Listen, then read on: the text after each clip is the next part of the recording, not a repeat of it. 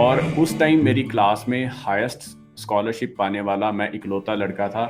तो बेसिकली ये सारी कहानी है कीवर्ड्स की, और ओके। सारी कहानी है आपकी पर्सनल ब्रांडिंग की। और आर्टिकल लिखने के लिए हम इंडियंस में बहुत बड़ा डर ये रहता है कि यार अगर मैंने आर्टिकल में गलती कर दी ना तो पता नहीं क्या हो जाएगा।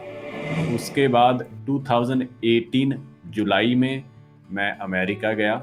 मैं वहाँ 21 दिन तक रुका। ये वही अमेरिका था जहाँ पर मैं 10 साल पहले नहीं जा पाया था। आज उसी अमेरिका में मेरी कंपनी रजिस्टर्ड है न्यूयॉर्क में, जिसको आज 3 साल हो चुके हैं। ट्यून इन जिंदगी विद अमित।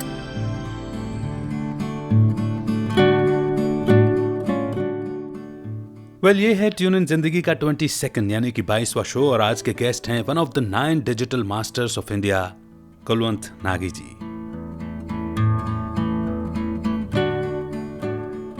हाय, मैं हूं आपका दोस्त अमित वाधवा, ट्यून इन जिंदगी का होस्ट और आपका दोस्त।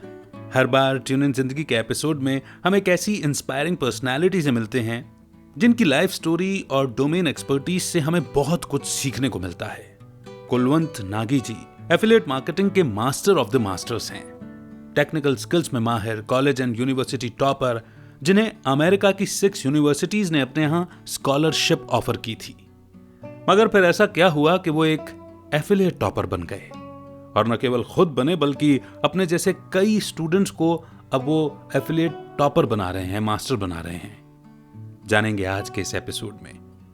अगर आप डिजिटल वर्ल्ड की दुनिया में ब्लॉगिंग या एफिलिएट मार्केटिंग सीखना चाहते हैं तो आज का एपिसोड आपके लिए बहुत काम का होने वाला है। And I am very much thankful कि मेरे एक इनविटेशन पर कुलवंत जी मान गए। वेलकम, बहुत बहुत बहुत स्वागत करता हूं कुलवंत सर आपका ट्यून इन जिंदगी पॉडकास्ट में। अमित जी, मुझे अपने पॉडकास्ट पे बुलाने के लिए सबसे पहले तो आपका बहुत बहुत धन्यवाद, क्योंकि ये मेरा पहला हिंदी पॉडकास्ट है और मैं बहुत एक्साइटेड हूँ मेरी जर्नी आपकी ऑडियंस के साथ शेयर करने के लिए। वाह वाह वाह।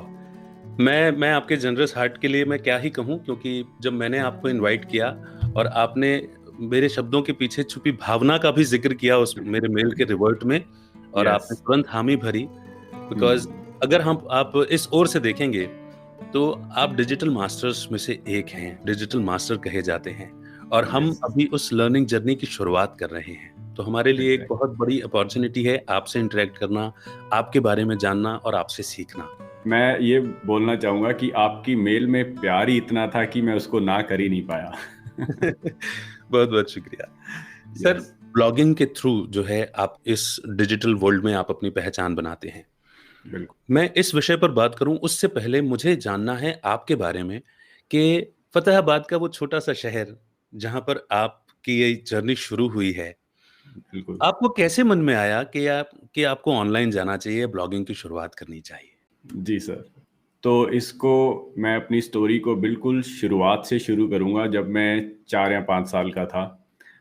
जब मैं 4 या 5 साल का था तो हमें एक सपना दिखाया गया कि आपके पापा ना अमेरिका जाएँगे और वहाँ से बहुत सारे पैसे कमा के ना हमें भेजा करेंगे।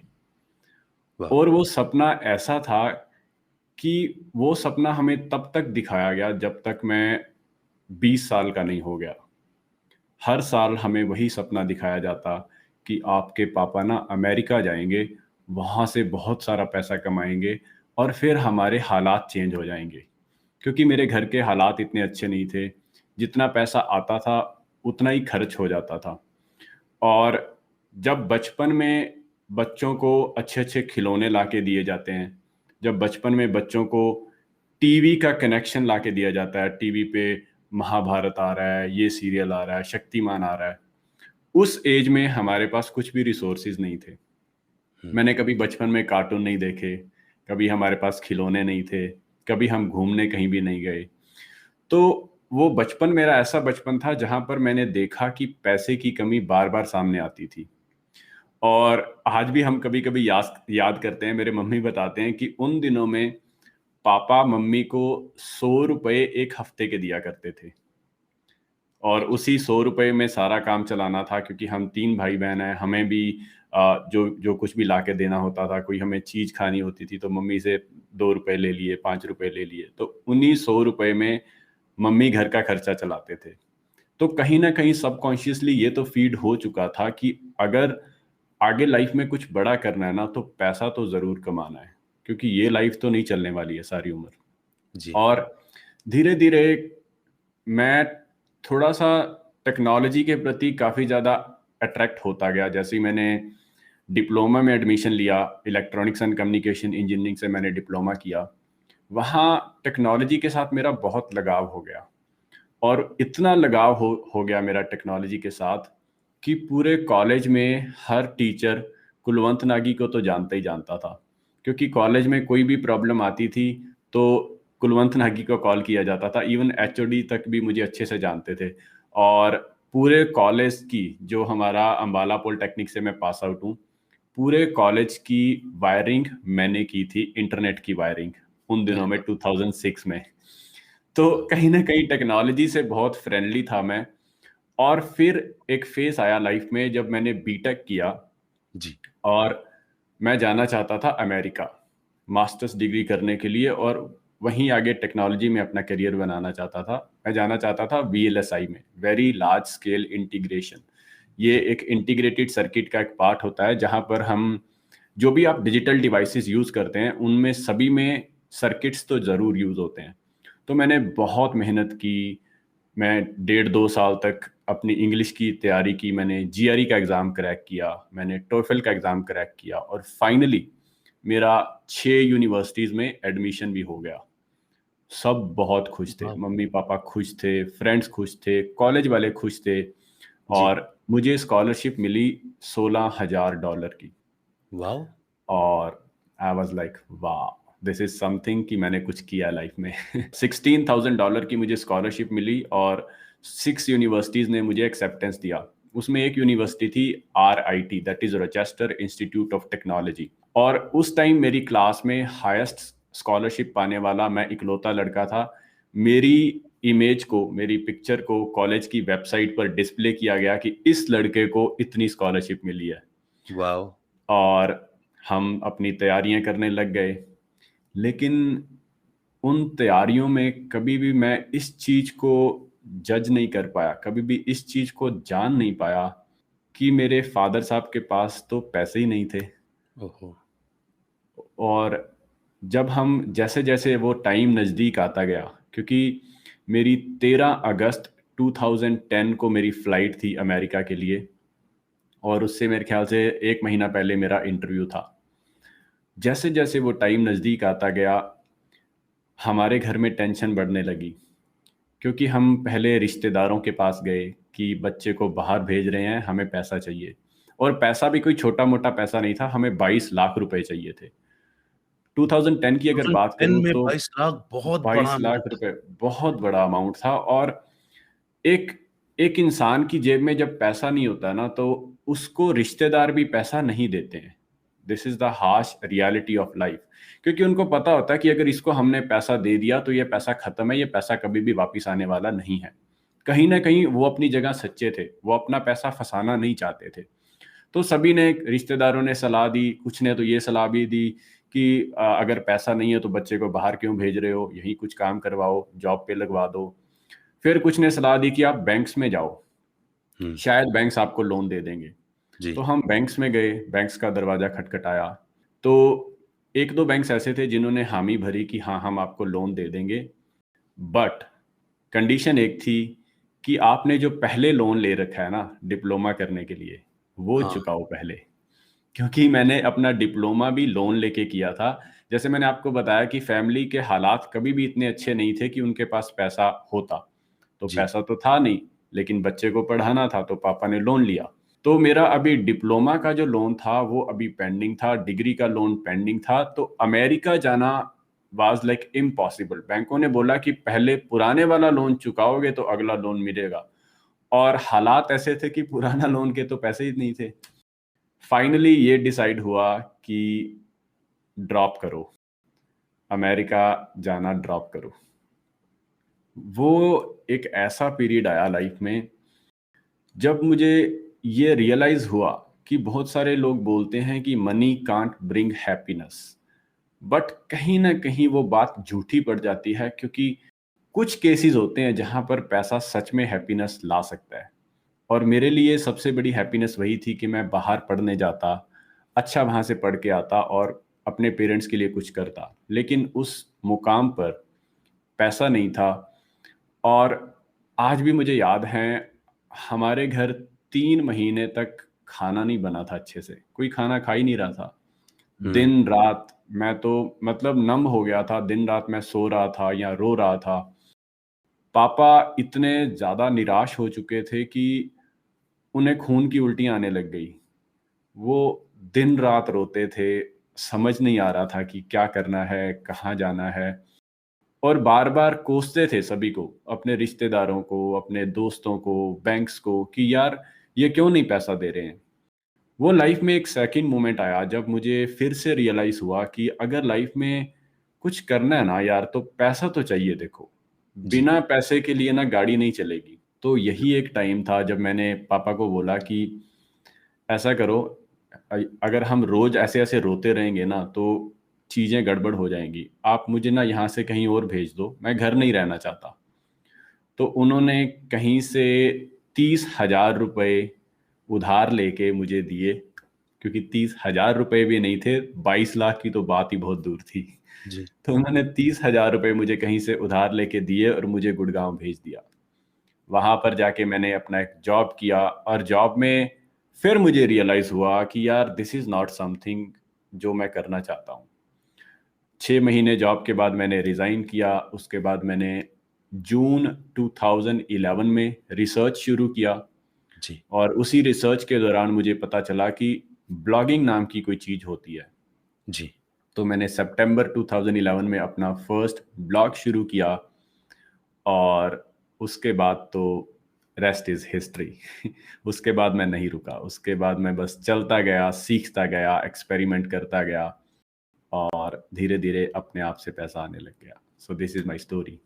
सर, आपकी स्टोरी मुझे लगता है कि जो आपने आज मेरे साथ शेयर की है, इतनी सारी बातें तो शायद ही किसी को मालूम होंगी। नहीं मालूम होंगी, ऑब्वियसली, और यस। और वाक़ई में ये कहानी मतलब इस स्टोरी को सुनकर के न जाने कितने सारे लोग रिलेट करेंगे, क्योंकि जनरली हम जो मिडल क्लास फैमिली से या लोअर मिडल क्लास फैमिली से हम जो बिलॉन्ग करते हैं, हमारे पास वैल्यूज़ और संस्कार तो पक्के रहते हैं।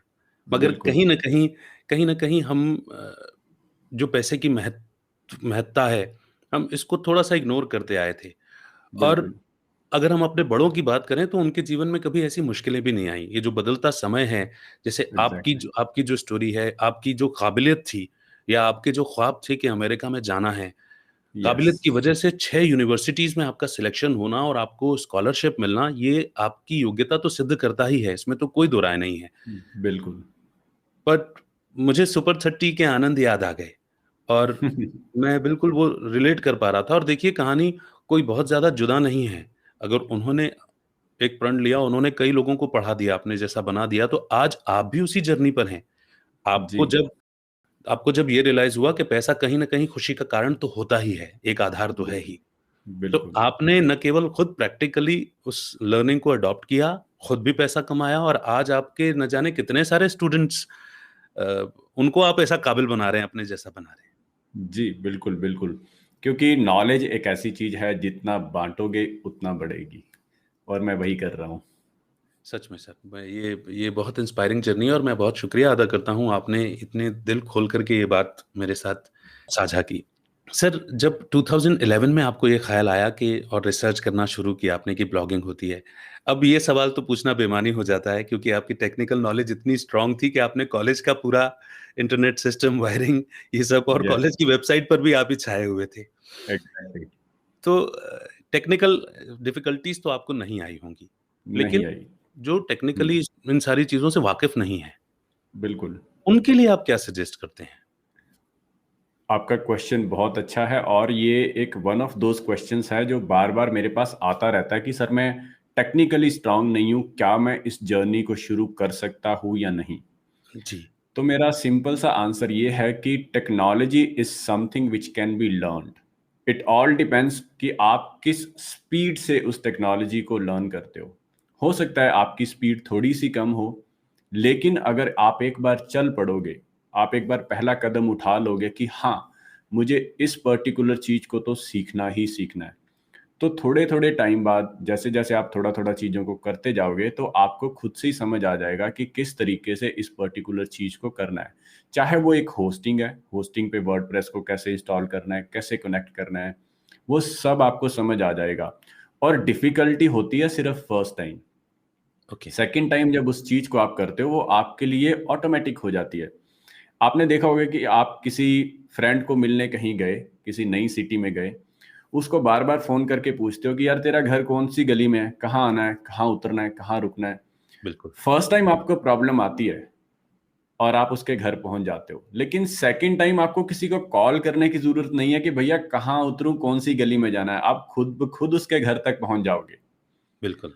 और वही टेक्नोलॉजी के साथ होता है कि आपको पहली बार प्रॉब्लम आएगी, विच इज़ ऑब्वियस, और आएगी ही आएगी। लेकिन आज के टाइम में we have solution of everything on YouTube. Just go to YouTube, search your problem, and there are so many content creators who are explaining कि इस प्रोसेस को कैसे करना है। कई बार मेरे साथ भी ऐसा होता है कि मुझे कुछ समझ नहीं आता कि यार ये चीज़ कैसे होगी, तो मैं यूट्यूब पे जाता हूँ, सर्च करता हूँ और कोई ना कोई मुझे ऐसा यूट्यूबर मिल जाता है जो उस पर्टिकुलर प्रॉब्लम को बता रहा है कि हाँ, this is the problem and this is the solution and this is how you do it. So my answer is technology is something which can be learned, but the condition is you should be ready to learn. आप बहुत सहज हैं, बहुत ही सहजता से अपने और इतने हम्बल भी हैं ना, जैसे आपने खुद भी कह दिया कि आप भी कहीं स्टक कर जाते हैं, तो आप भी सीख लेते हैं और बड़ी आसानी से सवाल का जवाब भी दे देते हैं। मैं वापस जी। चलता हूँ, जब 2011 में आपने अपनी रिसर्च और अपनी ये ब्लॉगिंग की जर्नी शुरू की, तब उस वक़्त आपके सामने क्या मुश्किलात थीं? क्योंकि ऐसा तो है नहीं कि ये बिल्कुल मक्खन की तरह आसानी से आपने यात्रा कर ली हो। आपने भी तो यस, कुछ यस, डिफिकल्टीज़ फेस की होंगी। एग्जैक्टली। मेरे लिए सबसे बड़ी मुश्किल ये थी कि मेरे पेरेंट्स को कन्विंस करना कि यार यहाँ पर कुछ ना कुछ मुझे मिलेगा। ओके। ऐसा होता था कि जब मैं जॉब छोड़ के घर पे आके बैठ गया, और सबसे फनी जो इंसिडेंस मेरी लाइफ का रहा ना, वो यही एक मोमेंट था जब मैं जॉब को छोड़ के घर पे आके बैठ गया था, लेकिन ये नहीं पता था कि करना क्या है। ओके। दिन रात लगा हुआ था, रिसर्च कर रहा था, आर्टिकल्स पढ़ रहा था। और स्टार्टिंग में स्ट्रगल ये भी था कि मेरे पास इंटरनेट नहीं था। मैं 2G मोबाइल इंटरनेट को यूज़ किया करता था क्योंकि उन दिनों में ना तो इतने पैसे थे जेब में कि मैं ब्रॉडबैंड लगवा सकता, और जी। ना ही हमारे शहर में ब्रॉडबैंड की फैसिलिटी थी, क्योंकि जैसे मैंने बताया बहुत ही छोटा शहर है। तो जी। मैंने 2G मोबाइल से अपना करियर शुरू किया और डिफ़िकल्टीज़ आई, क्योंकि 2G मोबाइल इंटरनेट अगर आप में से किसी ने यूज़ किया तो आपको पता है कि उसकी स्पीड क्या होती है। उस पे बिल्कुल। वीडियो चलाना तो नामुमकिन है। तो वीडियोज़ तो मैं कभी भी नहीं देख सकता था। हाँ, आर्टिकल्स कुछ खोला करता था, कुछ पढ़ता था, और ऐसे धीरे-धीरे मैं लगा रहा। और होता क्या था, जब मैं अपना काम कर रहा होता था, तो पापा पता है क्या करते थे? क्योंकि हमारी शॉप पे न्यूज़पेपर आता है। तो हाँ उस जी। न्यूज़पेपर को खोल-खोल के देखते थे कि जॉब की ओपनिंग्स कहाँ-कहाँ हैं। तो वो दुकान से जब वापिस आते थे ना खाना खाने दोपहर को, हाँ तो वो जी। कटिंग्स अपने साथ लेके आते थे कि ये देख, ये जॉब खुली है, यहाँ पे अप्लाई कर दे। ये देख, ये जॉब खुली है, यहाँ पे अप्लाई कर दे। और मैं उनको बार-बार बोलता था, यार मेरे लिए ये कटिंग्स मत लेके आया करो, मुझे जॉब नहीं करनी है। बट वो वाह! कहते थे नहीं, ये तुझे अप्लाई करना है। और पापा में और मम्मी में हमेशा ये लड़ाई होती थी। मम्मी बोलते थे कि ये जो कर रहा है ना, इसको करने दो क्योंकि ये कुछ अच्छा ही करेगा। वाह! लेकिन पापा बोलते थे कि नहीं, इसको जॉब करनी है और ये कटिंग्स लेके आया हूँ, यहाँ पे अप्लाई कर। बट मैंने पापा की बात नहीं सुनी। यहाँ मुझे धोनी वाली स्टोरी याद आ रही है। यस। जी, बिल्कुल। तो मैंने उनकी बात ना सुनते हुए अपनी जर्नी को कंटिन्यू करता गया, चीज़ों को सीखता गया, और मेरी लाइफ में जो पहला डॉलर मैंने कमाया वो आया 7 महीने के बाद। ओके। 7 महीने बाद एक एडवर्टाइज़र मेरे पास आया, उन्होंने बोला कि हम आपके ब्लॉग पे बैनर लगाना चाहते हैं और हम आपको उसका देंगे $59। तो उन्होंने मुझे वो पेमेंट किया, वाह! And this is how I made my first dollar after 7 months. और फिर धीरे-धीरे कोई $20 देता था, कोई $40 देता था। धीरे-धीरे लोगों ने अपने आर्टिकल मेरे ब्लॉग पे पब्लिश करवाने शुरू किए, और जब कोई बंदा $40 देता था ना मुझे, मैं बहुत खुश होता था। मेरा एक पार्टनर है मिस्टर रविंदर, तो जी। जब भी कोई भी बंदा मुझे $40 देता था ना, तो मैं रविंदर को फोन लगाता था, ओए आज तो मजा आ गया भाई, आज तो $40 दिए एक बंदे ने। वाह! सो तो ऐसे ऐसे धीरे धीरे पैसा आता गया। और स्टार्टिंग के जो 3 इयर्स थे ना, स्ट्रगल था। जैसे मैंने बताया, इंटरनेट नहीं था, रिसोर्सेज नहीं थे। तो जैसे ही मेरे शहर में इंटरनेट आया, वो हुँ, आया 18 महीने बाद।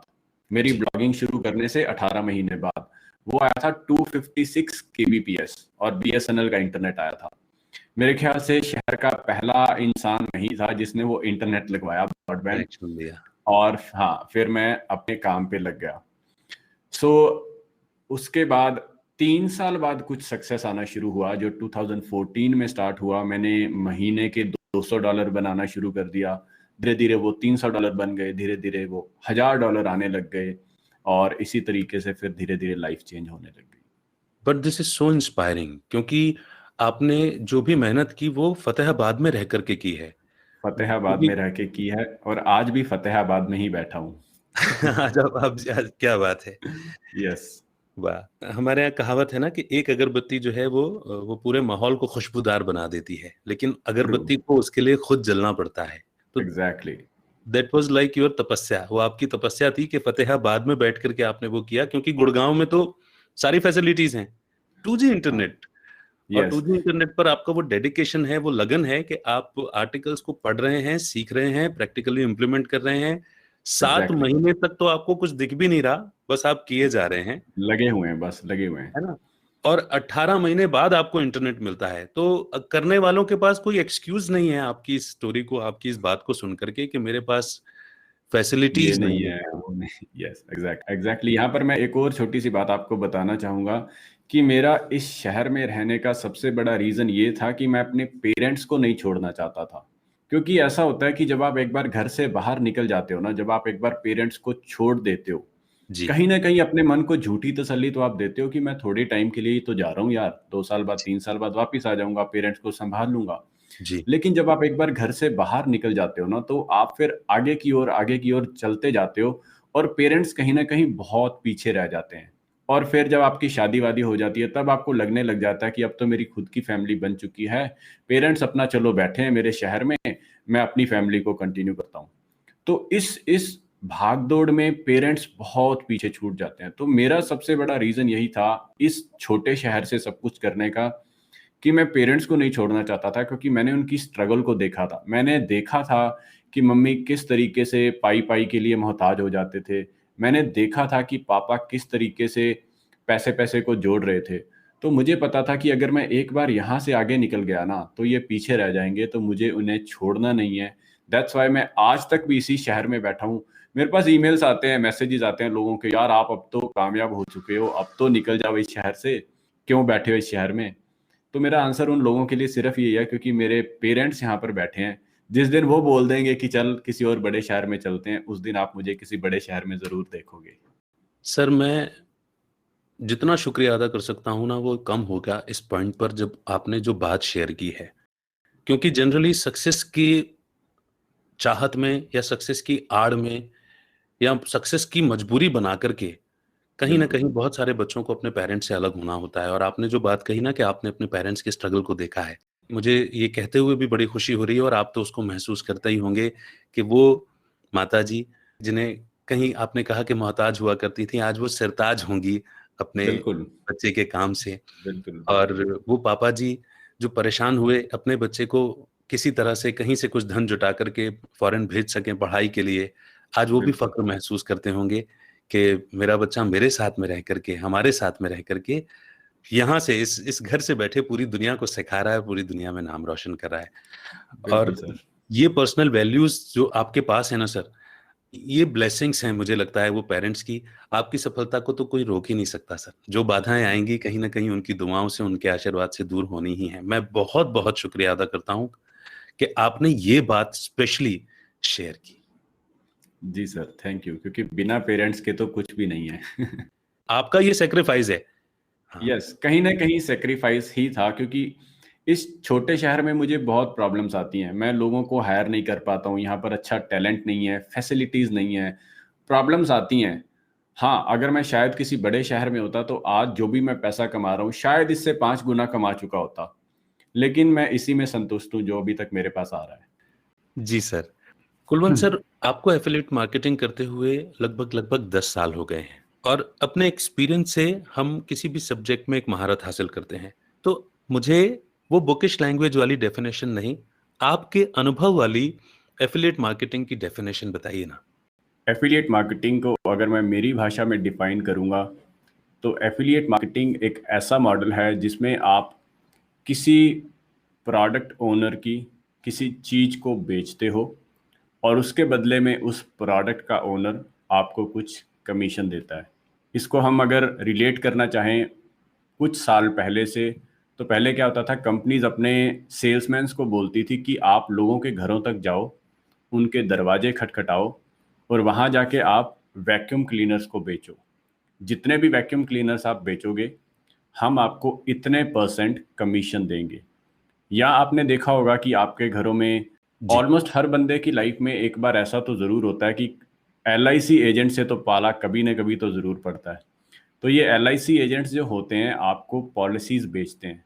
सो for every policy that company is paying them some commission.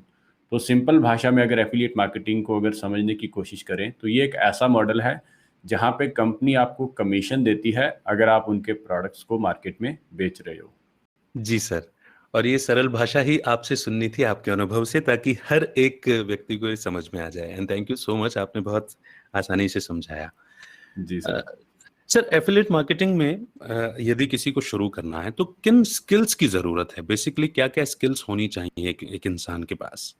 Basic skills की अगर मैं बात करूं तो सबसे पहले तो you should be hungry for the success, क्योंकि इसके बिना कुछ भी पॉसिबल नहीं है।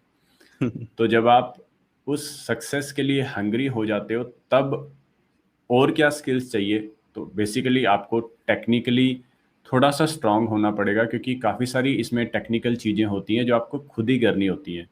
जब आप ओके, अपना करियर शुरू करते हो तो हमारी जेब में इतना पैसा तो होता नहीं है कि हम किसी को हायर कर पाएँ। तो वो जी, छोटी-छोटी चीज़ें आपको खुद करनी पड़ेगी, जैसे कि एफ़िलिएट लिंक को कैसे लेना है, कैसे उस एफ़िलिएट लिंक को शॉर्ट करना है, कैसे उस एफ़िलिएट लिंक की ट्रैकिंग करनी है, कैसे इंसर्ट करना है, ये सारी छोटी-छोटी चीज़ें आपको आनी चाहिए। सेकंड जो स्किल मैं बात करूँगा वो आपको आना चाहिए कंटेंट राइटिंग का, because ultimately you are going to promote the products with your content. इसमें जी, सिर्फ मैं कंटेंट राइटिंग को इंक्लूड नहीं करूँगा, यहाँ पर मैं बोलूँगा you should have the skills of content creation, not only okay, writing. It can be podcast, जैसे अमित जी अभी कर रहे हैं मेरे साथ, या वीडियो क्रिएशन हो सकता है, आप वीडियोस बना सकते हो, और टेक्स्ट फॉर्मेट में हो सकता है। So you should be ready to create the quality content. और यहाँ पर एक चीज़ मैं ऑडियंस को बताना चाहूँगा कि कंटेंट क्रिएशन एक ऐसा स्किल है जो आपको डे वन पे नहीं आएगा। अगर आप बोलो ना ओके, कि मैं आज अपना एक नया पॉडकास्ट शुरू कर दूं और आज से ही एकदम से सक्सेसफुल हो जाऊं, ऐसा नहीं होने वाला है। जी, कम से कम 50 पॉडकास्ट तो आपके ऐसे जाने वाले हैं जहां आपको पता भी नहीं लगेगा कि क्या क्या गलतियां हुई, कैसे गलतियां हुई, और लोग आपको आके बताएंगे कि आपने ये गलत बोला, यहाँ ये गलती हुई, यहाँ ये म्यूजिक गलत था। ठीक है। जी, तो स्टार्टिंग में आपको इस चीज़ की परवाह नहीं करनी है कि क्या मैं अच्छा कंटेंट क्रिएट कर रहा हूँ या नहीं, because once you start your journey, once you start creating the content, तो एक ऐसा फेज आएगा लाइफ में जब आपको समझ आ जाएगा कि ओ माय गॉड, सही तरीका तो ये था, आज तक तो जी, मैं गलत ही कर रहा था। और वो जी, सही तरीका तब मिलेगा जब आपने ऑलरेडी गलतियां कर रखी होंगी, जब आप ऑलरेडी उस मंजिल की तरफ चल रहे होगे, तब आपको पता चलेगा कि अच्छा यार, सही रास्ता तो ये था, मैं तो आज तक वहां से जा रहा था। सो कंटेंट का आप में स्किल्स होना चाहिए। और जो third and last skill is promotion. Okay, आपको कितना स्मार्टली प्रोडक्ट को प्रमोट करना है, कितना स्मार्टली उस प्रोडक्ट को अपने कंटेंट में इंटीग्रेट करना है कि सामने वाले को ये पता भी ना चले कि आपने उस प्रोडक्ट को प्रमोट कर दिया। बहुत सारे यूट्यूबर्स की आपने वीडियोस देखी होंगी कि अपनी वीडियो में वो कुछ ना कुछ कंटेंट डिलीवर कर रहे हैं और बीच में एकदम से लेट्स से कोई बुक उठाई या कोई कैमरा उठाया या कुछ भी, तो वो बीच में उस मार्केटिंग को इतना स्मार्टली कर जाते हैं that they are making money by promoting those products also. तो आपको ओके। मार्केटिंग सीखनी है, और मार्केटिंग एक ऐसी चीज है जो कि मार्केटिंग एक ऐसी स्किल है विच कैन बी एक्वायर्ड। कोई भी जन्मजात मार्केटर नहीं होता है, कोई भी बच्चा पैदा नहीं होता है marketer. Marketing is something which you learn by doing so many experiments and by failing multiple times. And यहाँ पर मैं आपकी ऑडियंस को एक फॉर्मूला देना चाहूँगा विच इज़ $1 million फॉर्मूला, जी। And that formula is fail fast. जितना फास्ट आप फेल होंगे ना, उतना जल्दी आपको सक्सेस मिलेगी। अगर आप फेल होने से डरते रहेंगे तो सक्सेस नहीं मिलने वाली है। सर ये वाकई में $1 million फार्मूला है, जितना या फेल होने से डरते रहेंगे उतना सक्सेस नहीं मिलेगी। और हकीकत ये है कि हम फेल होने से ही डरते हैं, कहीं फेल ना हो जाए। एग्जैक्टली कि लोग पता नहीं क्या बोलेंगे कि उसने शुरू किया था लेकिन फेल हो गया। और ये भी बात बिल्कुल सही है कि पहला पॉडकास्ट या पहला कंटेंट ब्लॉग लिखेंगे या पहली कोई भी चीज करेंगे कंटेंट क्रिएशन की फील्ड में, तो Exactly. 50वें से 50वीं 100% बेहतर होनी है। और फिर आपको बाद Exactly. में समझ में आता है कि अच्छा अब मैंने सही पाथ पकड़ा है। हाँ एग्जैक्टली। और राइट। वो सही बात तब पकड़ोगे जब ऑलरेडी 50 बार मिस्टेक कर चुके होगे। कर चुके होंगे। राइट। यस यस तो फेल फास्ट, ये बड़ा गजब का फॉर्मूला मिला। सर यस आपने टेक्निकल स्किल्स बताई, कंटेंट क्रिएशन स्किल्स बताई और मार्केटिंग स्किल्स बताई, है ना? बिल्कुल और इस मार्केटिंग में ही कहीं ना कहीं सेलिंग इन्वॉल्व है बेसिकली, एग्जैक्टली है ना? मार्केटिंग में ही सेलिंग इन्वॉल्व है। तो यस सर ये जो जैसे जब हम ब्लॉग की बात करते हैं तो इसमें एसईओस की बात आती है या कीवर्ड्स की बात आती है या ऐसे बहुत सारे टेक्निकल टर्म्स आते हैं। ये सब टेक्निकल स्किल्स जो हैं उसको करते करते ही डेवलप किया जा सकता है। एग्जैक्टली ये कीवर्ड रिसर्च एक ऐसी प्रोसेस है जो आपको धीरे धीरे अपने आप समझ आ जाएगा। Once you start doing it then you will learn it. और उसके बाद फिर किस तरीके से एसईओ करना है which is called search engine optimisation. SEO का अगर जो भी इस पर्टिकुलर पॉडकास्ट को अभी सुन रहा है, अगर आपको एसईओ का नहीं पता है, सिंपल भाषा में एसईओ का मतलब होता है किसी आर्टिकल को गूगल में रैंक करवाना, ताकि जब लोग उस कीवर्ड को सर्च करें तो आपका आर्टिकल गूगल में कहीं ना कहीं इनको लाने के लिए बहुत सारे एफर्ट लगाने पड़ते हैं which is called search engine optimisation. SEO एक ऐसी प्रोसेस है which is ongoing process. पूरे वर्ल्ड में कोई भी ऐसा इंसान नहीं है अभी जो अभी कह सके कि मैं सारी एसईओ जान चुका हूँ। तो सारे लोग लर्नर्स हैं। Everyone is a student of SEO. You keep on learning, you keep on experimenting, और धीरे धीरे आपको खुद से समझ आ जाएगा कि किस तरीके से करना है। ओके। अगर किसी को शुरुआत करनी है तो बेसिक स्किल्स के बारे में हमने बात की, क्या बेसिक टूल्स रिक्वायर्ड होंगे? जैसे आपने तो 2G के बेसिस पर ही शुरू कर दिया था अपनी अपनी बिल्कुल एफिलिएट मार्केटिंग और ब्लॉगिंग, लेकिन या आज की डेट में मेरे ख्याल से अब तो गांव-गांव में इंटरनेट है और 4G 5G भी पहुंचने लग गया है। अब बिल्कुल आज की डेट में क्या बेसिक टूल्स हैं जिनके बेसिस पर, जिनके साथ में ब्लॉगिंग की और एफिलिएट मार्केटिंग की शुरुआत की जा सकती है? जी बिल्कुल। सबसे पहला जो मैं टूल आपको बताऊंगा वो है कीवर्ड रिसर्च के लिए एक टूल, और उस टूल का नाम है उबर सजेस्ट, UBER सजेस्ट। गूगल पे जाके टाइप करो, आपको वेबसाइट मिल जाएगी। वहाँ पर जाके आप ये देख सकते हो कि किसी एक पर्टिकुलर कीवर्ड को हर महीने कितने लोग सर्च करते हैं। जैसे कि अगर मैं जाके सर्च करूँ मेक मनी ऑनलाइन, तो मैं ये देख सकता हूँ कि पूरे इंडिया में हर महीने मेक मनी ऑनलाइन को कितने लोग सर्च करते हैं। सो वंस यू फाइंड कि हाँ इस पर्टिकुलर कीवर्ड को लोग सर्च करते हैं, उसके बाद आपका नेक्स्ट प्रोसेस रहेगा उस पर कंटेंट लिखना, उस पर आर्टिकल लिखना। और आर्टिकल लिखने के लिए हम इंडियंस में बहुत बड़ा डर ये रहता है कि यार अगर मैंने आर्टिकल में गलती कर दी ना तो पता नहीं क्या हो जाएगा, पता नहीं मेरे दोस्त क्या सोचेंगे, पता नहीं मेरे रीडर्स क्या सोचेंगे। तो उससे बचने के लिए एक मार्केट में टूल है जिसका नाम है ग्रामरली। ओके। ग्रामरली एक फ्री एक्सटेंशन है जो कि आपके ब्राउज़र में इंस्टॉल हो जाता है, और ये रियल टाइम में आपको चेक करके बताता रहता है कि ये जो सेंटेंस आपने लिखा है ना ये गलत है, ये जो वर्ड आपने लिखा है ना ये गलत है। तो आपकी रियल टाइम में ये करेक्शन करता रहता है। उस केस में आपके आपके जो एरर करने की संभावना है वो बहुत कम हो जाती है। ठीक है, so okay. This is the second tool. और इसके बाद अगर मैं थर्ड टूल की बात करूंगा तो उस टूल का नाम है ट्रेलो। TRELLO trello.com। ट्रेलो एक फ्री प्लेटफॉर्म है, फ्री टूल है। ट्रेलो से आपको क्या हेल्प मिलने वाली है, that you can organise your life with Trello. Seriously, you can organise your life with Trello. Trello में आप डिफरेंट डिफरेंट बोर्ड्स बना सकते हो, कि अभी मैं आज क्या कर रहा हूं, मुझे कल क्या करना है, मुझे परसों क्या करना है, आपको विजुअल फॉर्म में सारा कुछ वहां पर ट्रेलो में दिख जाता है। और उससे फायदा क्या होने वाला है कि जब आप अपनी प्रोसेस को शुरू करोगे, लेट्स से आपने कीवर्ड रिसर्च शुरू किया, तो आप ट्रेलो में जाके रिकॉर्ड कर सकते हो कि हाँ, मैंने आज इतने कीवर्ड ढूंढे, मैं कल इतने कीवर्ड ढूंढूंगा, आज मैंने ये आर्टिकल लिखा, आज मैंने ये आर्टिकल पब्लिश कर दिया, आज मैंने ये आर्टिकल प्रमोट किया। So you can track everything with the help of Trello. तो बेसिकली तो ये 3 टूल ही मैं रिकमेंड करूंगा, Ubersuggest, Grammarly and Trello. Right sir. तो ये टूल तो आ गए बेसिक टूल्स जो आपको अपना करियर शुरू करने के लिए चाहिए, लेकिन आपको एक वेबसाइट भी चाहिए जहां पर आप कंटेंट लिखोगे। तो उसके लिए बेसिकली आपको एक होस्टिंग बाय करनी होती है, लेकिन होस्टिंग से पहले आपको डोमेन नेम बाय करना होता है। जैसे मेरा डोमेन नेम है kulwantnagi.com, या हमारी मेन वेबसाइट है bloggingcage.com। So this is called domain name, और ये आपको मिल जाता है 700 से 800 रुपये एक साल के।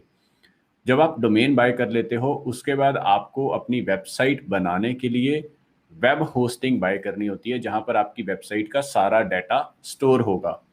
और जो अभी बेस्ट वेबसाइट होस्टिंग्स हैं दुनिया में, उनमें से कुछ के नाम मैं आपको बताऊंगा, उनमें से आप कोई भी पिक कर सकते हो। एक है साइट ग्राउंड, दूसरी है ग्रीन गीक्स, और तीसरी होस्टिंग है WPX।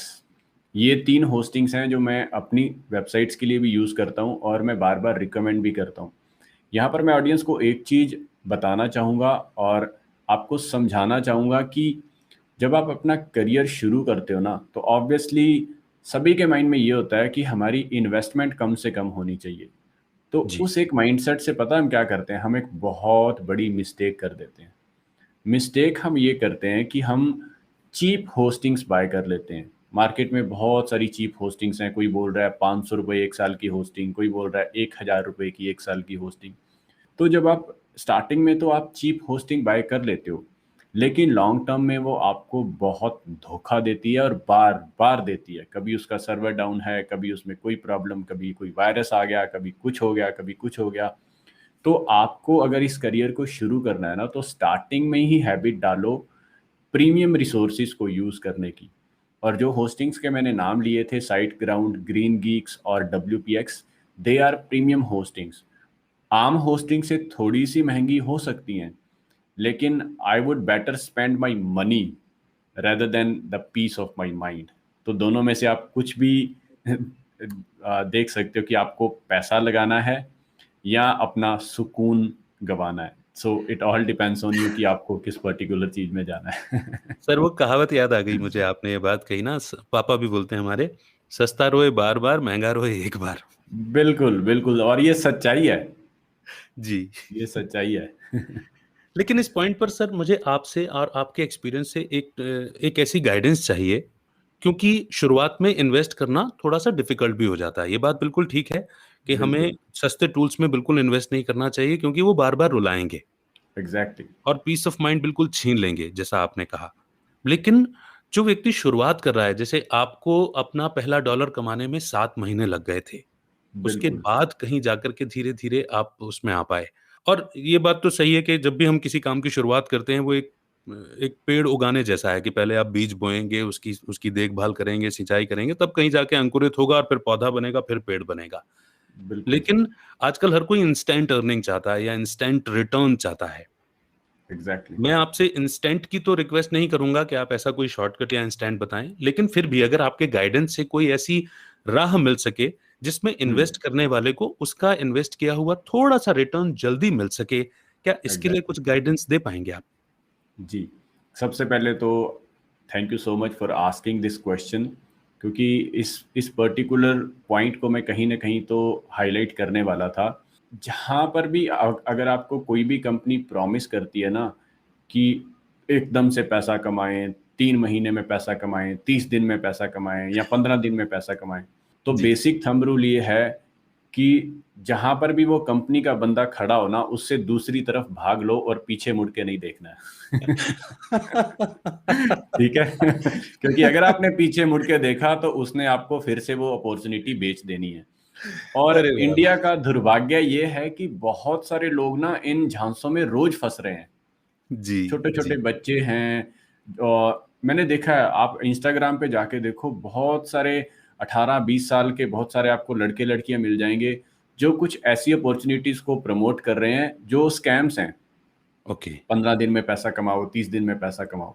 इतना आसान नहीं है, सबसे पहले तो मैं ये बता देना चाहता हूँ, और इतना क्विकली पॉसिबल नहीं होता है। बिना हुँ। धोखे के तो नहीं होता है। देखो, सीधी सी बात आपको बता देता हूँ। जी, ठीक जी। है। अगर आपको रियली जेन्युइन पैसा कमाना है तो आपको कंटेंट तो क्रिएट करना ही करना पड़ेगा। किसी भी फॉर्मेट में हो सकता है, जैसे मैंने पहले बोला है, podcast, video, audio, whatever, text format में हो सकता है। तो जब तक आप लोगों की लाइफ में कुछ वैल्यू ऐड नहीं करोगे, तब तक एफिलिएट मार्केटिंग तो क्या, कहीं से भी पैसा नहीं आने वाला है। तो अगर मैं एफिलिएट मार्केटिंग से रिलेट करना चाहूँ, तो एफिलिएट मार्केटिंग में हम सिर्फ ये करते हैं कि हम लोगों की प्रॉब्लम्स को देखते हैं कि वो किस प्रॉब्लम को फेस कर रहे हैं, और फिर हम उन पे आर्टिकल्स लिखते हैं। जी। एक एग्जांपल अभी मैं आप लोगों को बता देता हूँ। लेट्स से कि मैंने एक नया पॉडकास्ट शुरू करना है और मुझे ये समझ नहीं आ रहा कि यार पॉडकास्ट शुरू करने के लिए माइक कौन सा है अच्छा सा। तो जी, मैं गूगल पे जाके सर्च करता हूँ best podcasting mic under 2000 rupees. जी, तो वहां पे आपको कोई ना कोई आर्टिकल मिलेगा। उन आर्टिकल्स में आप एफिलिएट्स को प्रमोट कर सकते हो, अपने एफिलिएट लिंक के थ्रू माइक्स को प्रमोट कर सकते हो। क्योंकि जो बंदा गूगल पे जाके ये सर्च कर रहा है ना, best podcasting mic under 2000 rupees, तो वो बायर तो ऑलरेडी है। उसने डिसाइड कर लिया है कि मुझे माइक चाहिए और पॉडकास्टिंग के लिए चाहिए, और 2000 रुपये से कम ही चाहिए। तो जी। ऐसे लोगों को आपको टैप करना है, and then you can make money with affiliate marketing. और अगर आप मुझसे पूछो कि मिनिमम कितना टाइम लगेगा एक बंदे को, अगर वो बिल्कुल स्क्रैच से शुरू कर रहा है, तो हाँ मेरा जी। आंसर होगा 6 महीने कम से कम आपको लगेंगे। क्योंकि ये एक प्रोसेस है जो आप धीरे धीरे सीखोगे, और वो धीरे धीरे ही सीखोगे। एकदम से कोई भी कुछ नहीं सीखता है, एकदम से सीखना पॉसिबल भी नहीं है। तो उस जर्नी को एंजॉय करो। Once you start enjoying that journey of learning, then very soon you will see the mega earning. Wow! Yeah. Thank you so much, thank you so much. और Yes. बहुत ही जो जैसा मेरा सवाल था बिल्कुल वैसा ही आपने उसको प्रॉपर लेते हुए ही वैसा जवाब दिया। जी सर। इसके साथ में एक मेरे मन में सवाल आया सर कि एफ़िलिएट मार्केटिंग की फ़ील्ड में भी क्या कॉम्पिटिशन है? क्योंकि बहुत सारे आर्टिकल्स लिखे जा रहे हैं और ऑनलाइन तो एग्जैक्टली। भरमार भी मिल जाती है हमें ब्लॉग्स की। बिल्कुल। तो क्या इस फ़ील्ड में भी कॉम्पिटिशन है और कॉम्पिटिशन है तो किस तरह की कॉम्पिटिशन है और हम उसे कैसे विन कर सकते हैं? बिल्कुल। यहाँ पर मैं एक simple and straightforward answer ये देना चाहूँगा, where there is competition there is money. Hindi में बोलें, जहाँ कंपटीशन है वहीं पैसा है। वाह! जिस फील्ड में कंपटीशन नहीं है ना, वहाँ पैसा भी नहीं है।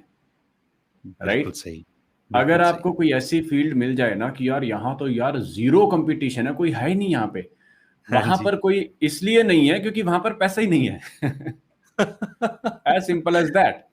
क्योंकि वाह! अभी पूरी दुनिया में 7 बिलियन दिमाग हैं, और क्या ऐसा हो सकता है कि किसी का दिमाग उस फील्ड की तरफ गया ही नहीं? हो सकता है। नहीं, तो अगर किसी फील्ड में कंपटीशन नहीं है ना, तो मतलब वहां पर पैसा ही नहीं है। सो सबसे पहले तो आपको इस चीज को हजम करना होगा और समझना होगा कि अगर मुझे पैसा कमाना है तो मुझे कंपटीशन के साथ तो लड़ना पड़ेगा ही पड़ेगा, और खुद को प्रूव करना पड़ेगा कि भैया मैं भी आप लोगों से कम नहीं हूं। अगर इतना आसान होता तो हुँ। शायद सारी दुनिया करोड़पति होती। क्या बात है, ठीक है। क्या बात है। यस। यस। तो आपको कंपटीशन के लिए तैयार रहना है, खुद का माइंडसेट इस लेवल पे लेके जाना है कि हाँ भैया मैं रेडी हूँ, डजंट मैटर व्हाट, जो भी प्रॉब्लम्स आएंगी मैं उनसे लड़ने के लिए तैयार हूँ, और कंपटीशन में रह के पैसा कमाऊंगा। फिर नेक्स्ट क्वेश्चन आता है कि फिर भी चलो आप बता ही दो कि एज ए न्यूबी कौन कौन सी ऐसी चीजें हैं, कौन कौन से ऐसे स्टेप्स हैं जो मैं फूंक फूंक के रखूं ताकि मुझे कंपटीशन कम देखने को मिले? तो इसका आंसर ये है कि फिर मैं दोबारा से कीवर्ड्स पे आऊंगा। तो बेसिकली ये सारी कहानी है कीवर्ड्स की, और ओके। सारी कहानी है आपकी पर्सनल ब्रांडिंग की। तो मैं जी। कीवर्ड से शुरू करूंगा। कीवर्ड की अगर मैं बात करूं, मैंने गूगल पे जाके सर्च किया बेस्ट डीएसएलआर कैमरा। वो एक ऐसा कीवर्ड है जहां पे ऑडियंस बहुत ज़्यादा है, क्योंकि उस कीवर्ड को बहुत ज़्यादा लोग सर्च कर रहे हैं, बट वहां पे जो उसको खरीदने वाले लोग हैं वो बहुत कम है। ठीक है। ओके। दूसरा एग्जांपल लेता हूं, best DSLR camera for vlogging. अब ये देखो कीवर्ड स्पेसिफिक हो गया थोड़ा सा, क्योंकि कोई बंदा डीएसएलआर कैमरा खरीदना चाह रहा है और वो व्लॉगिंग के लिए चाह रहा है। तो जब भी आपकी ऑडियंस स्पेसिफिक हो जाती है ना, जी। तब वो हमेशा बाइंग के बहुत नजदीक होते हैं, क्योंकि उन्हें पता होता है कि उन्हें लेना क्या है। तीसरा एग्जांपल मैं देता हूं कीवर्ड का, best DSLR camera for vlogging under 30,000 rupees. अभी इस कीवर्ड को देखो, ध्यान से देखो, समझने की कोशिश करो। कोई बंदा गूगल पे गया है, उसने सर्च किया है best DSLR camera for blogging और 30,000 रुपए से कम चाहिए मुझे। तो जब वो बंदा इस कीवर्ड को गूगल में जाके सर्च कर रहा है ना, तो वो एक बायर है, क्योंकि ओके। उसने डिसाइड कर रखा है मुझे ब्लॉगिंग के लिए चाहिए, मुझे डीएसएलआर कैमरा ही चाहिए, मुझे 30,000 से कम ही चाहिए।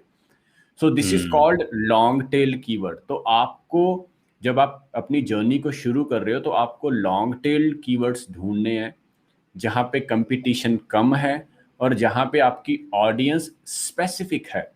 And this is how you tap that audience, और जाके आप उनको अपने कैमरास बेचो। दूसरा था ब्रांडिंग। जी। आप अपने आप को इस तरीके से पोजीशन करो मार्केट में कि लोग आपको फॉलो करें। इस तरीके का कंटेंट क्रिएट करो कि लोग आपको फॉलो करें और आपके कंटेंट से प्यार करें। जब ये होने लग जाएगा, उसके बाद एक ऐसी स्टेज आएगी जब आप कोई भी प्रोडक्ट रिकमेंड करोगे ना, उनको वो बाय करेंगे। और आप अपना एफिलिएट लिंक उन्हें दे सकते हो, उन्हें बोल सकते हो कि hey, this is the link below my video और below my podcast, go there, click on that link, और लोग बाय करेंगे। क्योंकि जब आप किसी एक बंदे को फॉलो करने लग जाते हो ना ऑनलाइन, यू जी। Fall in love with that person. और ऐसा होता है, जी। फिर आपको ऐसा लगता है कि यार ये बंदा जो भी रिकमेंड कर देगा ना, वो तो मैं लेने ही वाला हूँ। हम्म। तो ये एक जर्नी आपके लिए हो सकती है कि आप कीवर्ड से शुरू कर सकते हो या अपनी ब्रांडिंग से शुरू कर सकते हो, लेकिन जी। दोनों में टाइम तो लगेगा लगेगा। 10 दिन में, 15 दिन में, 2 महीने में, 3 महीने में कुछ नहीं होने वाला है। You will have to be consistent and keep on creating the content. जी सर। और ये जो भी आपने शेयर की इन्फॉर्मेशन सर, ये किसी भी लर्नर के लिए, किसी भी शुरुआती व्यक्ति के लिए ये बहुत बहुत बहुत ही गोल्डन नगेट्स या बहुत ही महत्वपूर्ण बातें थी। थैंक जी you. Sir, thank you. Sir, affiliate marketing में एथिकल और अनएथिकल प्रैक्टिसेस भी होती हैं क्या? और अगर होती हैं, बहुत। तो क्या वो अनएथिकल प्रैक्टिसेस हैं जिन्हें हमें अवॉइड करना चाहिए?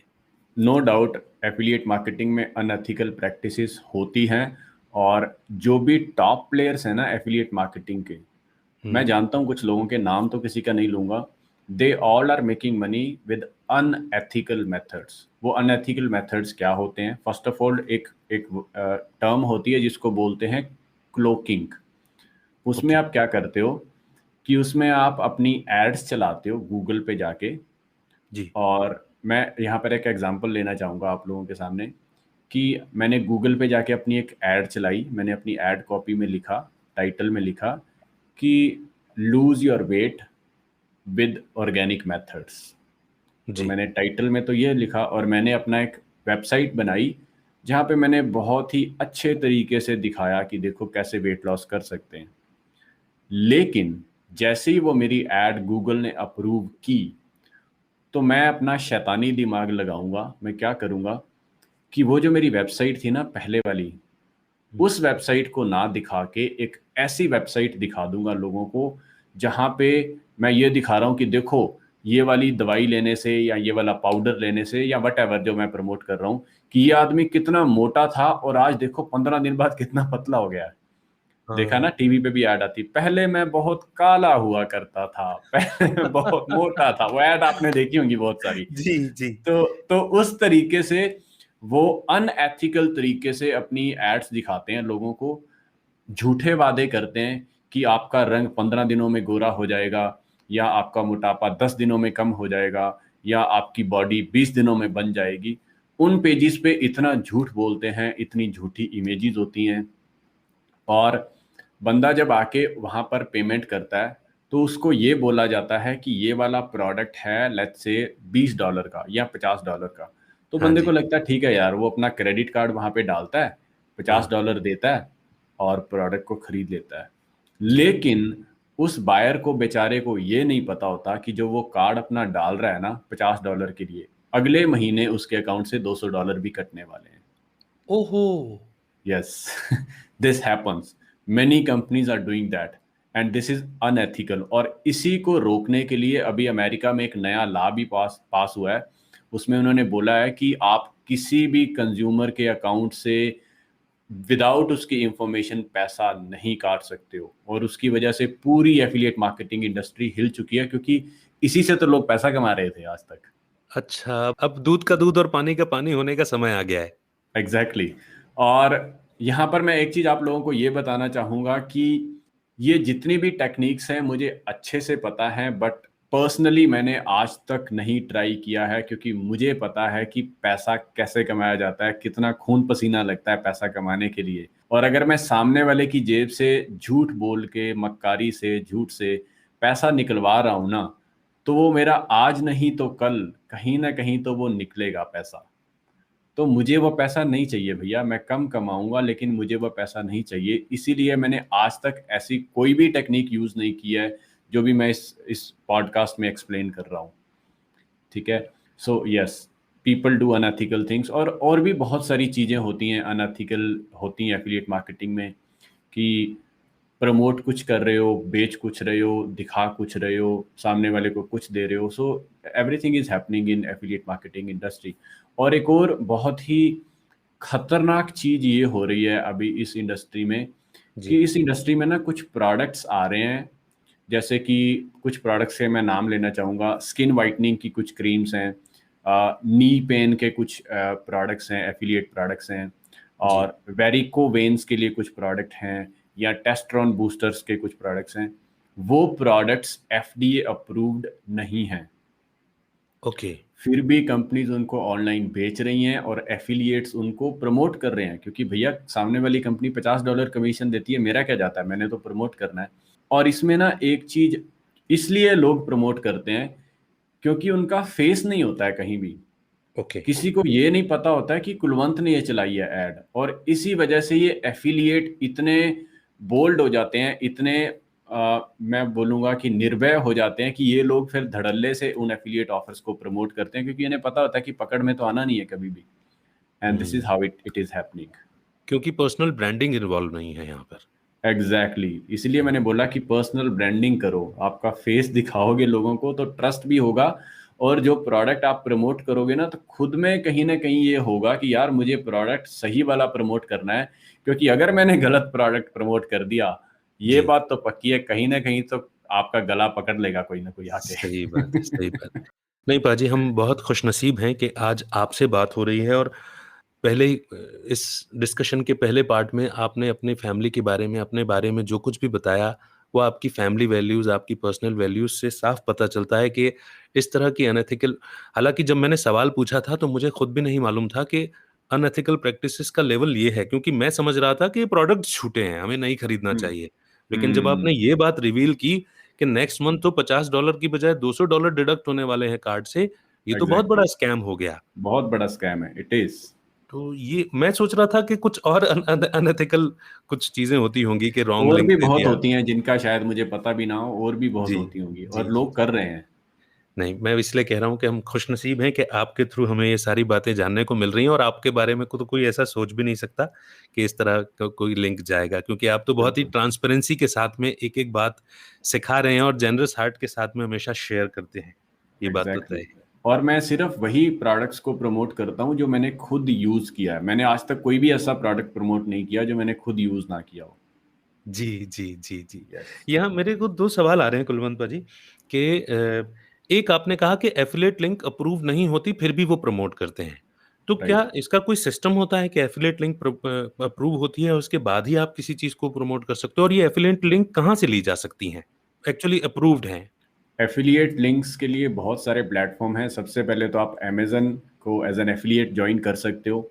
उसके बाद बहुत सारे नेटवर्क्स हैं, जैसे एक बड़ा नेटवर्क है shareasale.com, दूसरा बड़ा नेटवर्क है impact.com। तो ऐसे बहुत सारे एफिलिएट के नेटवर्क्स हैं। ये अगर आप देखना चाहते हो तो आपको मेरी वेबसाइट पे मिल जाएंगे, bloggingcage.com पे आप जाओ, टॉप पे आपको जी, मेन्यू मिल जाएगा बेस्ट एफिलिएट नेटवर्क्स। तो वहाँ पर आप देख सकते हो कि कौन कौन से बेस्ट एफिलिएट प्रोग्राम्स या नेटवर्क्स हैं, जी, और फिर आप इनको जाके ज्वाइन कर सकते हो। और ये जितने भी एफिलिएट नेटवर्क्स हैं, सबसे पहले आपकी अथॉरिटी को देखते हैं कि आप कौन हो, और उसके बाद ही आपको इन एफिलिएट नेटवर्क से अप्रूवल मिलता है। So once they approve your account, then you can go there and you can start promoting different products with your affiliate links. Okay. तो Yes. यहाँ से हमें वैलिड लिंक्स मिलती हैं बेसिकली।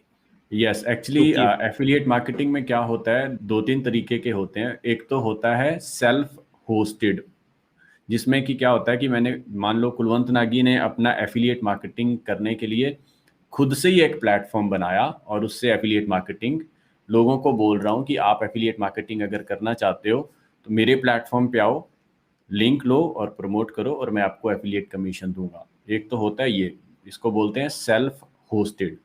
दूसरा होता है नेटवर्क, जिसमें एक बहुत बड़ा नेटवर्क होता है।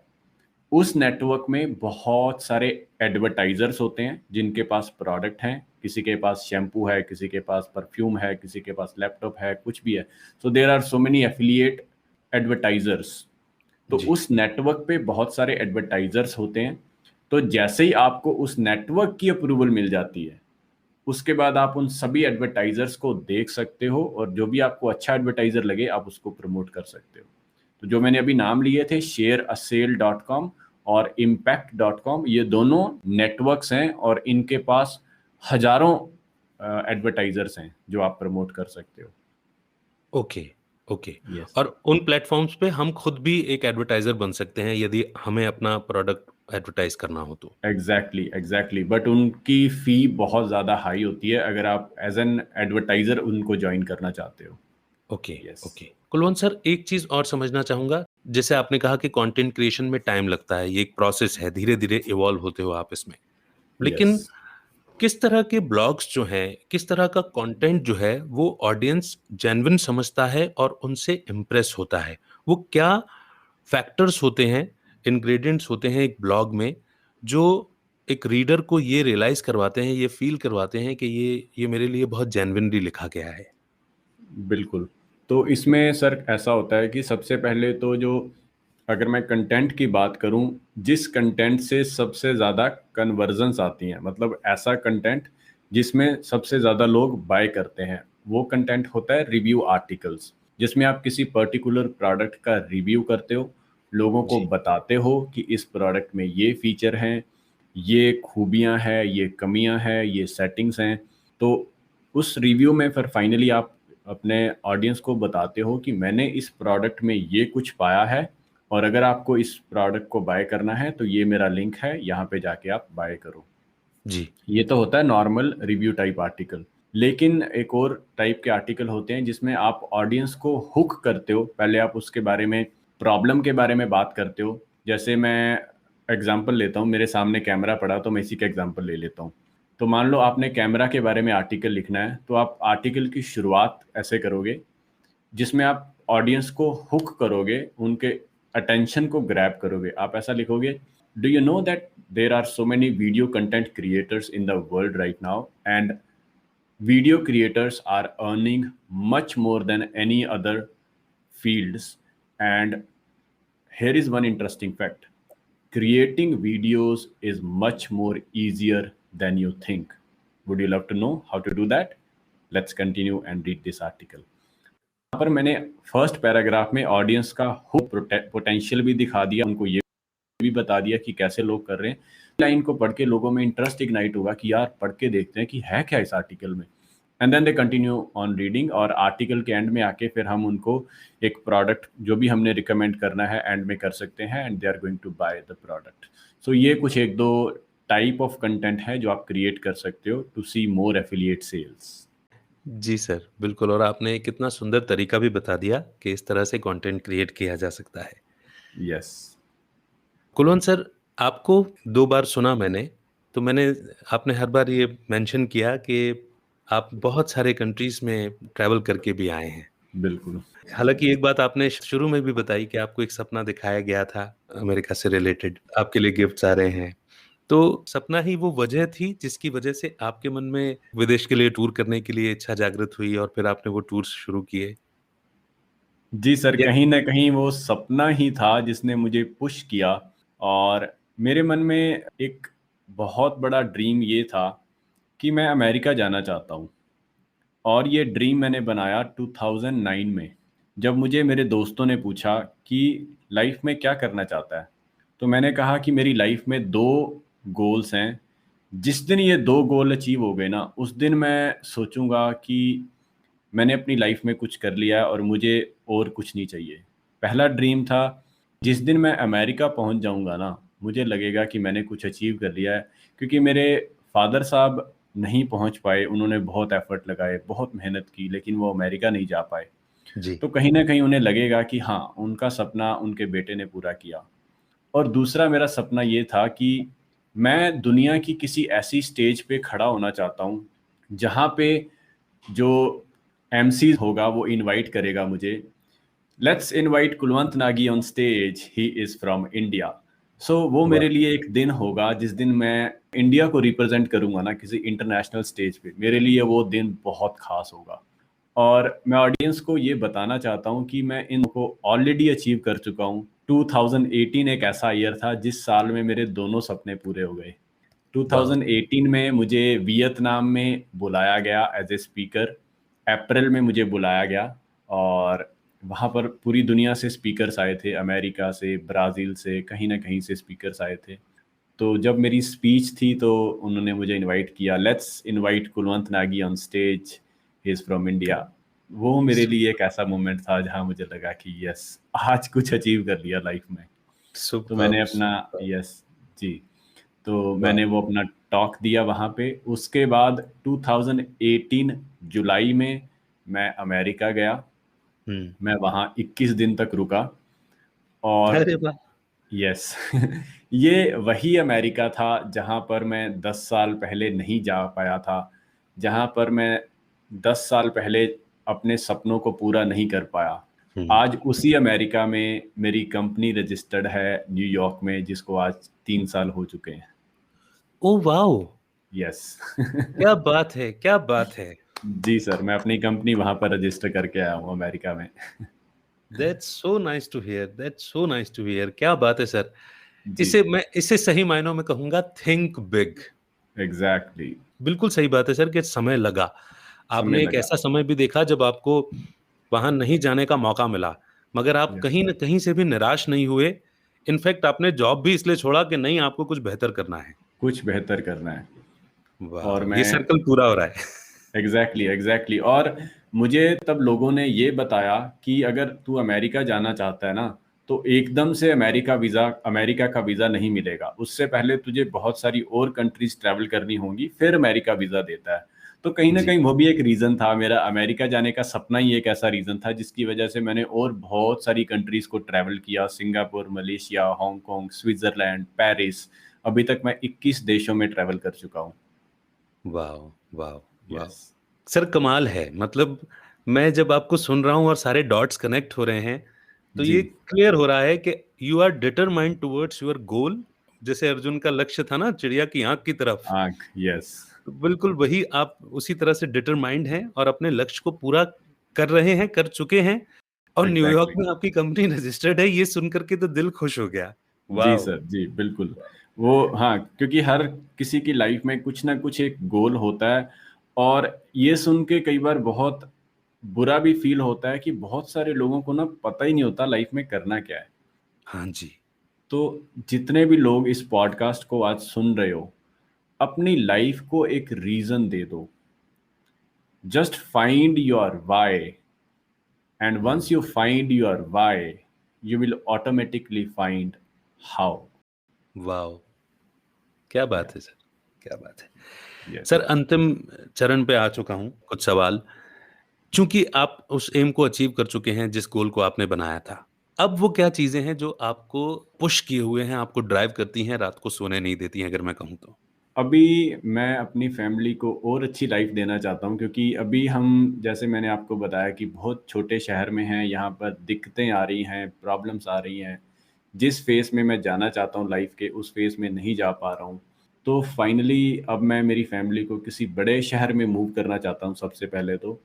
और ऑडियंस को सुन के बहुत अच्छा लगेगा कि फाइनली मेरे पेरेंट्स मान गए हैं और उन्होंने ये मुझे ग्रीन सिग्नल दे दिया है कि जहाँ तू कहेगा वहाँ हम चलेंगे तेरे साथ। अरे वाह, तो अरे वाह। अभी हम यहाँ से मूव हो रहे हैं, प्रोबेबली दिस ईयर, अगर इस साल नहीं तो नेक्स्ट ईयर तो 110%।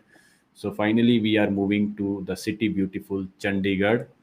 और वहाँ पे मुझे अपना नया घर बनाना है, अपनी अच्छी जगह लूँगा, अच्छा बड़ा प्लॉट लूँगा और बढ़िया घर बनाएंगे। फिलहाल जो मेरा नियरेस्ट ड्रीम तो यही है कि एक अच्छा घर बना के फैमिली को देना। वाह सर, आपके साथ पेरेंट्स की दुआएं हैं, वो आपके साथ चल रहे हैं, लेकिन मुझे मालूम है कि आपके दिल में हमेशा यही है कि मैं उनके साथ में हूँ।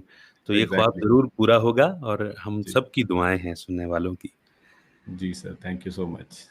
आप sir time to time books भी सजेस्ट करते रहते हैं अपने फॉलोअर्स को। अगर मैं आपसे कहूँ कि बिल्कुल। वो 2 बुक्स जो एकदम चुनिंदा हों, जो जो एकदम फायर पैदा कर दें किसी के अंदर, वो कौन-सी होंगी जी, आपकी तरफ से?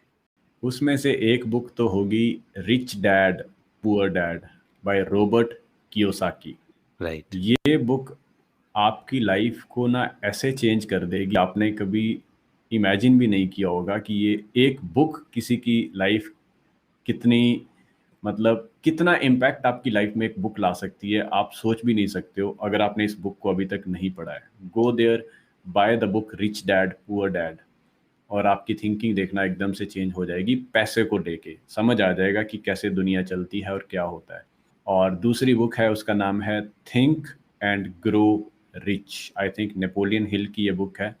जी। इस बुक में आपको ये सिखाया गया है कि किस तरीके से बड़ा सोचना है, किस तरीके से उस सोच को इतना बड़ा बना देना है कि वो एक दिन रियलिटी बन जाएगी। तो ये दो ऐसी बुक्स हैं जिन्होंने मेरी लाइफ को चेंज किया, और मुझे पता है कि जो भी बंदा इन बुक्स को पढ़ के इम्प्लीमेंट करेगा, उसकी लाइफ चेंज होने वाली है 110%। वाह! सर, जी। आपसे ट्यून इन ज़िंदगी की ऑडियंस कैसे कनेक्ट हो सकती है? कौन से सोशल प्लेटफ़ॉर्म पर आप चाहेंगे कि आपसे लोग जुड़ें, आपको फ़ॉलो करें और आपके दिए हुए गोल्डन नगेट्स को सुनें और इम्प्लीमेंट करें? जी सर। तो रिसेंटली मैंने अपना यूट्यूब का चैनल शुरू किया है। आप मुझे यूट्यूब पे जाके सर्च कर सकते हो, कुलवंत नागी। चैनल का यूआरएल है youtube.com/कुलवंत नागी। वहाँ पर मैं काफ़ी सारी एफिलिएट मार्केटिंग से रिलेटेड वीडियोस डाल रहा हूँ। और जी। सेकंड जो चैनल है वो रहेगा मेरा इंस्टाग्राम अकाउंट, जहाँ पर मैं काफ़ी सारे वीडियोस भी अपलोड कर रहा हूँ, कंटेंट भी अपलोड कर रहा हूँ। सो यू जी। Can just go there and follow me in these 2 profiles. Great sir, बिल्कुल, मैं इनके लिंक्स डिस्क्रिप्शन में ज़रूर दे रहा हूँ। जी और सर। आज का सर पूरा डिस्कशन जो रहा है वो आपकी पर्सनल लाइफ़, पर्सनल वैल्यूज़ और एफ़िलिएट मार्केटिंग में कोई कैसे सक्सेसफुल हो सकता है, कैसे शुरू कर सकता है। इनफैक्ट आपकी खुद की स्टोरी इतनी इंस्पायरिंग है कि बहुत ज़्यादा फैसिलिटीज़ ना होते हुए भी आपने उसको शुरुआत किया और अपने आप को प्रूव करके दिखाया है। जी सर। यदि मेरे से कोई सवाल, कोई इम्पोर्टेंट छूट गया हो और आप चाहते हो उसको एक मैसेज के रूप में देना, तो जी। वो क्या मैसेज होगा सर? वैसे तो आपने कोई कसर नहीं छोड़ी है सवाल पूछने में। आपने उन सभी पहलुओं को टच किया है जो एक आम आदमी की लाइफ में होते हैं। लेकिन यहाँ पर मैं एक जो मेरा लाइफ मंत्रा है वो आपकी ऑडियंस को देना चाहूँगा। Please sir. वो लाइफ मंत्रा है, डू वन थिंग। ग्रेट। सिर्फ एक चीज करो, चाहे वो कुछ भी है। तब तक उस चीज को नहीं छोड़ना है जब तक आप उसमें सक्सेसफुल ना हो जाओ। पूरी जी जान उस एक चीज में लगा दो। वो कुछ भी हो सकता है। अमित जी की बात करें, पॉडकास्ट में जान लगा दी इन्होंने। वो सारे क्वेश्चंस मुझे पूछ लिए जो पूछने चाहिए थे। ठीक है। तो आपको भी एक ऐसी चीज आपकी लाइफ में फाइंड करनी है जो आपको ड्राइव करे, जो आपको पुश करे, और आपको उस एक चीज में मास्टर बन जाना है। बिकॉज दुनिया में पैसा सिर्फ उन्हीं लोगों को देते हैं लोग जो एक फील्ड में मास्टर होते हैं। अगर मैं डॉक्टर की बात करूं तो एक आम डॉक्टर को कोई इतना पैसा नहीं देता है जितना एक सर्जन को पैसा दिया जाता है, because surgeon is an expert. तो आप एक्सपर्ट बनो, एक चीज करो and the success is yours. वाह सर, मैं दोनों हाथ जोड़ करके आपका शुक्रिया अदा करता हूँ। सच में थैंक यू सो जो मच सर। टाइम और जो वैल्यू आपने दी है ये इतनी आसानी से नहीं मिल सकती, लेकिन फिर भी मैं कह रहा हूँ ना कि शुरू से मैंने एक चीज महसूस की है आपके अंदर, बहुत ही जेनरस हार्ट के साथ, बहुत एक खुले दिल के साथ में, फ्राक दिल होकर के आप वैल्यू शेयर करते हैं। और शायद इसलिए बहुत सारी दुआएं और खूब सारी फिर दुआओं के पीछे पीछे दौलत भी आपकी लाइफ में है। मैं जी बहुत सर, जी thank you so much. Thank you so much for your time. Thank you sir, thank you for having me. तो ये था आज का एपिसोड जिसमें हमने एफिलिएट मार्केटिंग के बारे में one of the digital masters खुद कुलवंत नागी जी से सुना। उनकी खुद की लाइफ की स्टोरी और उनके दिए हुए जो फार्मूलाज हैं, जिसमें कई गोल्डन नगट्स भी उन्होंने हमारे साथ शेयर किए, इन्हें इम्प्लीमेंट करके अपनी लाइफ में डिजिटल जर्नी की शुरुआत की जा सकती है। और अगर आप एफिलिएट मार्केटिंग सीखना चाहते हैं तो उनसे भी सीख सकते हैं। आज उन्होंने जो भी टूल्स, जो भी गियर्स, जो भी बुक्स सजेस्ट की हैं, उन सब की लिंक्स मैंने डिस्क्रिप्शन में दी है। इवन उनके यूट्यूब चैनल की लिंक और उनके इंस्टाग्राम अकाउंट की लिंक भी डिस्क्रिप्शन में आपको मिलेगी, उन्हें फॉलो कर सकते हैं। साथ ही साथ अगर आप पॉडकास्टिंग सीखना चाहते हैं तो डिस्क्रिप्शन में दिए हुए फेसबुक ग्रुप से जुड़ सकते हैं। बहुत जल्द एक नए एपिसोड के साथ मैं फिर आपके बीच में हाजिर होऊंगा। तब तक इन लर्निंग्स को अडॉप्ट कीजिए, अपनी लाइफ में इंप्लीमेंट कीजिए, एक्शन लीजिए और अपना ख्याल रखिए। Keep smiling, keep rising, keep shining. Amit का नमस्कार। जय हिंद, जय भारत।